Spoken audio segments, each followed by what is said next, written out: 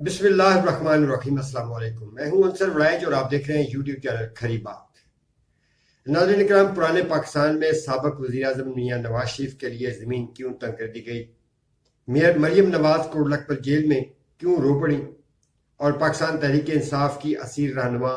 صنم جاوید کو اپنی ہی پارٹی کی جانب سے شدید تنقید کا نشانہ کیوں بنایا جا رہا ہے؟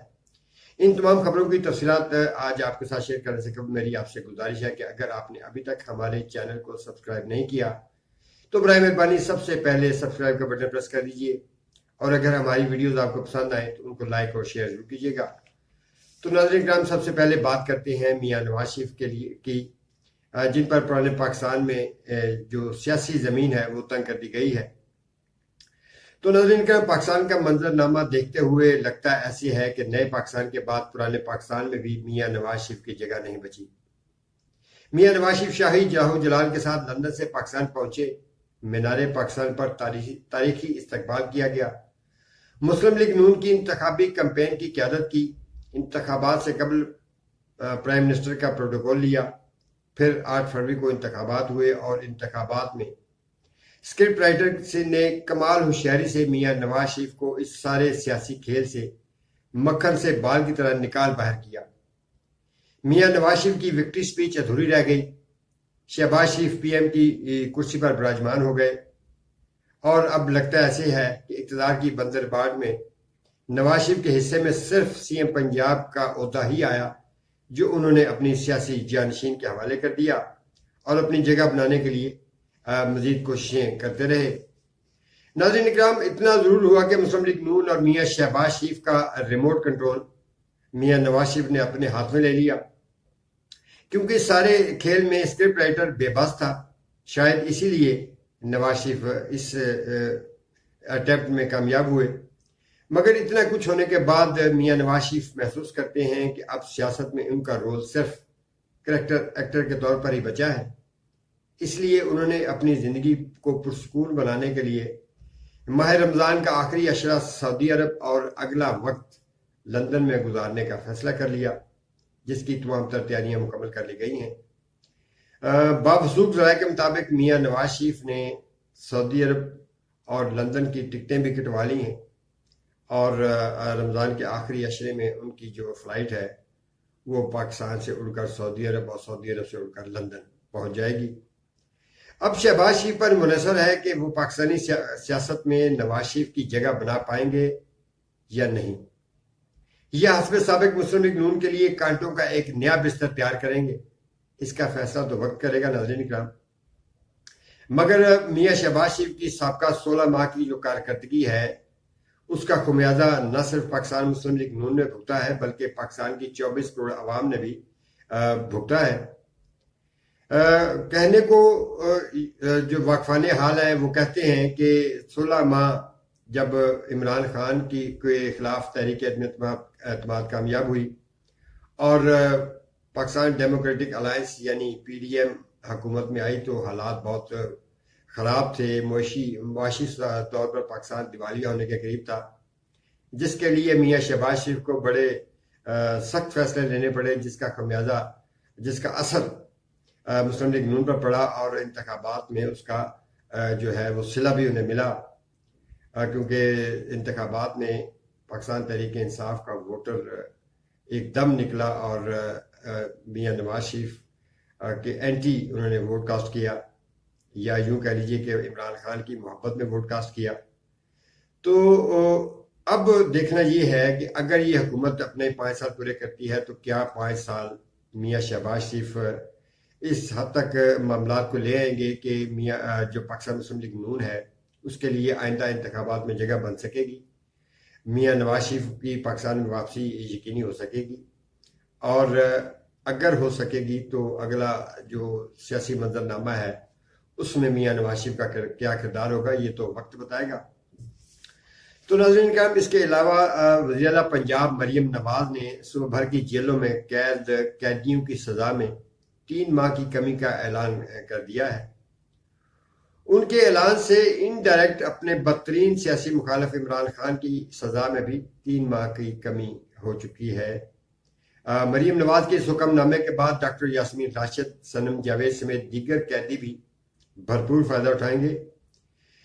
گزشتہ روز سی ایم پنجاب مریم نواز نے کوٹ لکھپت جیل کا جو دورہ کیا ہے، افطار ڈنر قیدیوں کے ساتھ کیا ہے، اس میں جب افطار ڈنر سے خطاب کیا مریم نواز نے تو وہ رو پڑی اپنے بیتے وقت کو یاد کر کے، اور اس سٹاف سے بھی گفتگو کی جو ان کی قید کے دوران ان کے اوپر تعینات تھا۔ تو ڈنر سے خطاب کرتے ہوئے مریم نواز نے کہا کہ آزمائش کا وقت تھا، اب گزر چکا ہے، مگر ہم اپنے مخالفین کو انتقام کا نشانہ بنانے کی بجائے جس حد تک ہو سکا آسانیاں فراہم کریں گے۔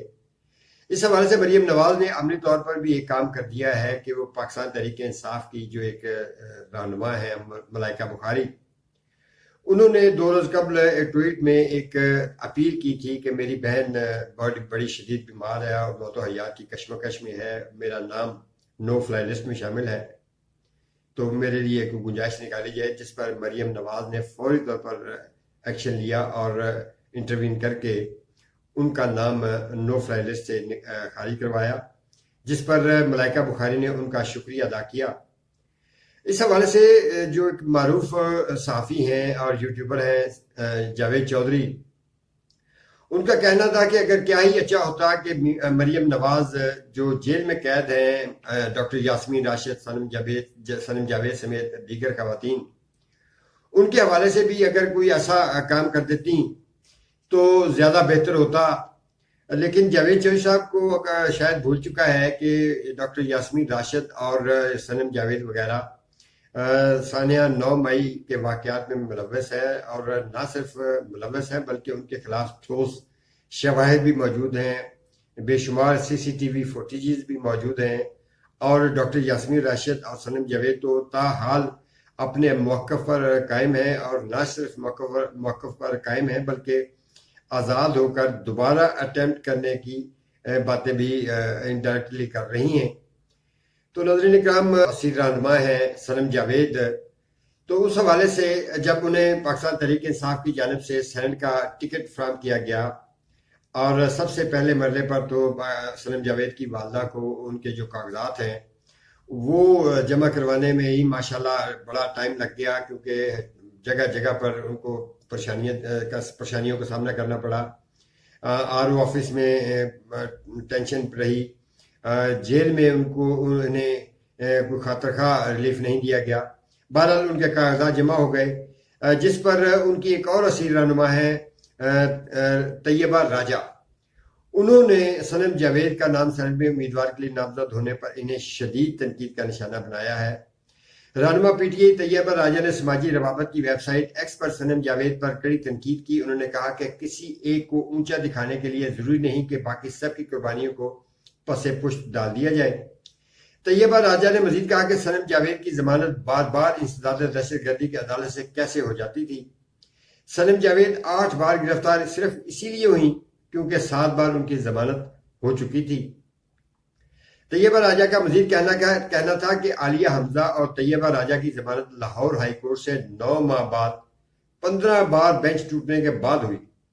تب بار بار ADC سے کسی ایک کی ضمانت کیسے ہو جاتی تھی؟ یہ ایک بڑا سوال ہے۔ طیبہ راجہ کا کہنا ہے کہ ہم سب صرف عمران خان کی واپسی تک خاموش ہیں، تھوڑا صبر کر لیں،